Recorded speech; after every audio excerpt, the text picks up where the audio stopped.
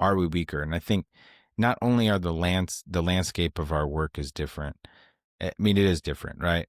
We have a different skill set than our previous generation had. And that's not to take it away from that at all. But I just think at the same token, we're actively doing away with physicality in Right. everything we do.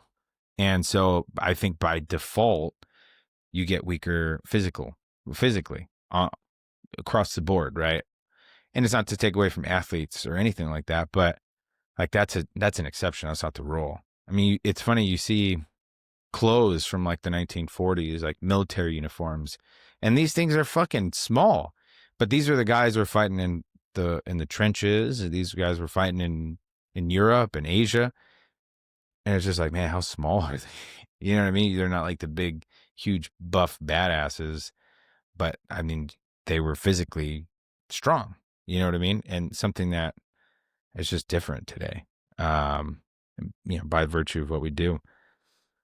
And the other part of that too, something else I found very interesting is that since 1980, our testosterone has gone down on average 1% per year, meaning, our fathers especially our fathers' fathers had higher levels of testosterone than we do today. Yeah.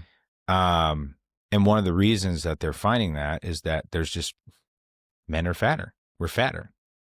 And so the fat stores these in the fat cells, not just the fat cells, but in the cells that are stored in the fat of, our bellies or wherever, they basically have this in the endoplasmic reticulum.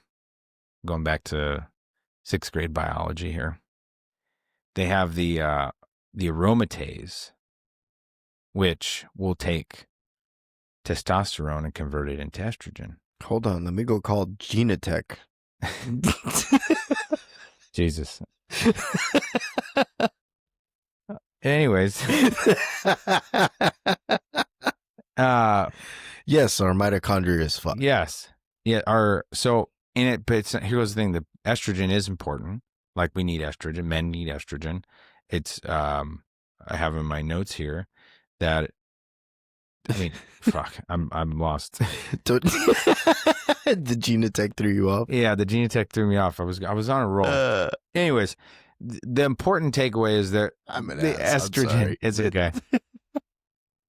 Men need estrogen. It helped. There are. Oh boy, that's a great one, Brian. There we go. Men need estrogen. Yeah. 5-year Colts a day. Anyways, get your moobs on. My point is that there is a physical need for estrogen in men. Definitely, but there is. In balance, right? Just making a joke. No, I know. Just jokes, folks. I know. Jokes. My man boobs are ringing right now. But yeah, so there is a health reason and there is balance. Our body needs both hormones, right? But the issue is that now men who have higher concentrations of fat levels than we were, that's just the honest truth. We're fatter than we used to be. I mean, shit, I'm fatter than I was 10 years ago.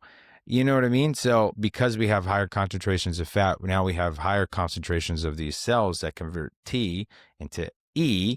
I don't know why I said it like that.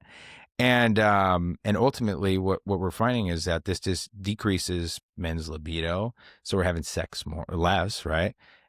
Contributes to infertility, loss of muscle mass, fluid retention, and also increases our risk for things like cancer, like shocker. You know what I mean? Right. So we're not only physically weaker, we're also just significantly less healthy than we used to be by virtue of moving less. And so if we're looking at the physical as a part of answering that question, are men weaker? I mean, I think objectively you can say, yes, absolutely. You know what I mean? And I mean, it's wild. I mean, have you heard there's like almost a pandemic of sorts with men who are no longer dating, who are just like, habitually single. You know what I mean?